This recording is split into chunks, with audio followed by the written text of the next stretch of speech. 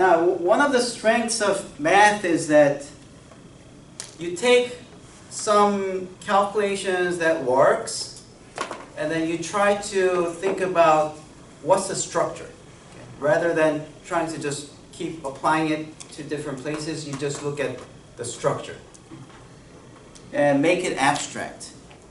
Why do we want to do that? It turns out that there are other systems that will have very similar structures, and if you already know how things work in one place, then you can just apply the same idea in another structure, okay? Another place where it has the same structure. Okay? So let's think about what the abstract vector space is. So first of all, an abstract vector space is a set. So V, a set, R or C are numbers.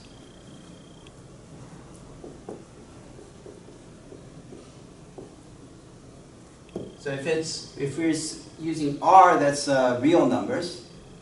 This one is real numbers. But you can also have vector spaces over complex numbers.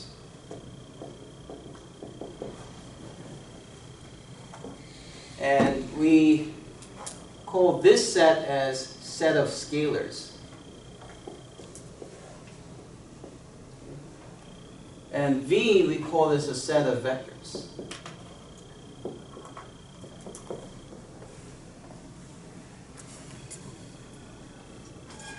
There are two kinds of operations that V must have. There's an operation called addition, vector addition, which takes V cross V. V cross V is like two vectors. Say you have vector U and V. Okay. So this multiplication here is called a product set. Product set is made of a tuple of elements in V. Okay, so you take one vector from the first one, another vector from the second one, and you get a map to a single vector. So if you have two vectors, you can add them to create another vector, right? So this element will be mapped to U plus V. If you give me two vectors, I can add them to produce another vector. There's such a thing. So this one is called a vector addition.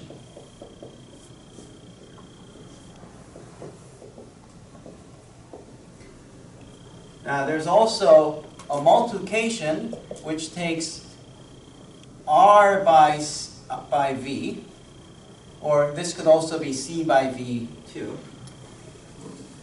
And what's an element in here? Well, that's like some number A and a vector V. So A belongs to R and V belongs to V. And that gets mapped into a vector. The outcome will be, again, a vector. And it's given by AV. So what's a vector space? A vector space is a set with a set of numbers, set of scalars, that's equipped with two operations called vector addition and scalar multiplication. This one is called a scalar multiplication.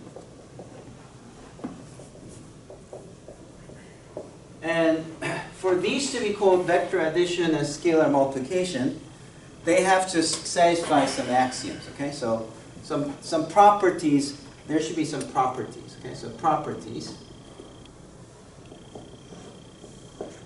So number one, if you have U plus V, that has to be same as V plus U. What is this called? Commutativity. Yeah. Okay, number two. If you have U plus V plus W with parentheses on the first two, the same as U plus V plus W with the parentheses in the second two. And this law is called? Associative. Very good.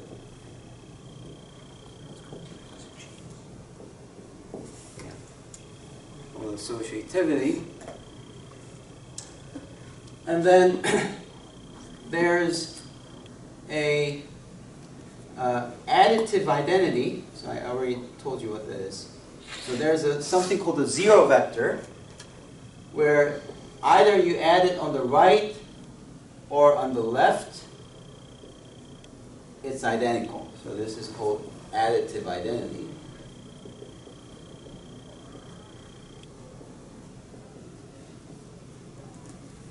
And number 4, there is always this element negative u, such that if you add it on the left or right, it gives you the additive identity. So this is called additive inverse.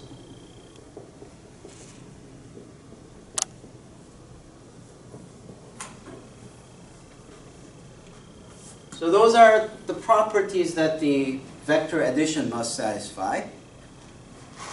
And number 5, now we have to get the scalar multiplication involved. So scalar multiplication would satisfy some distributive property, and there are 2 kinds. So if a u plus v is same as au plus av, and 6, you can also have a plus b times v, and that's same as av plus bv, and they're both 2 kinds of distributive property.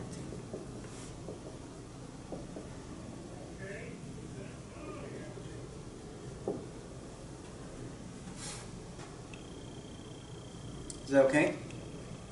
Yeah, of course, you want to be able to do that if you have a multiplication, right? And number 7, you require some kind of it's not really associativity, because associativity is within the same kinds, but they look like associativity.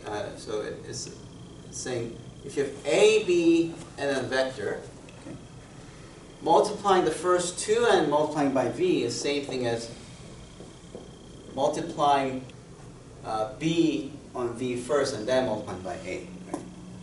So this doesn't have a name. It probably has a name. I don't remember what it is. But it's like associativity for multiplication, just like this one. It's not associativity because v is a different kind than a and b. Right? I think some people call this a compatibility condition. But there's another compatibility condition, which is that if you have 1 times v, so where 1 is from the real numbers, or from complex numbers also have 1 in there, right? 1 times v has to equals to v. And I think that these 2 are compatibility. So in higher mathematics, items 1 through 4 says that v under addition is an abelian group. That's how people say it, abelian group. So yeah. Compatibility of scalar multiplication. Oh, okay, yeah. So this is called compatibility of scalar multiplication. And how about this one? This one as well? Identity element of scalar multiplication. Oh, okay. So this one. Okay. So this is compatibility, and this is identity of scalar multiplication. Okay. Thank you. Yep. All right. So these 4 items. Another way to say it in higher math is that v under this addition is a abelian group. That's one way to say it. And then there's something called a group action. So items 7 and 8 is what's also known as group action. So group action. So in very high-tech math, we say that the real numbers act on the vector space by scalar multiplication, And for it to be called a group action, it has to satisfy these two properties.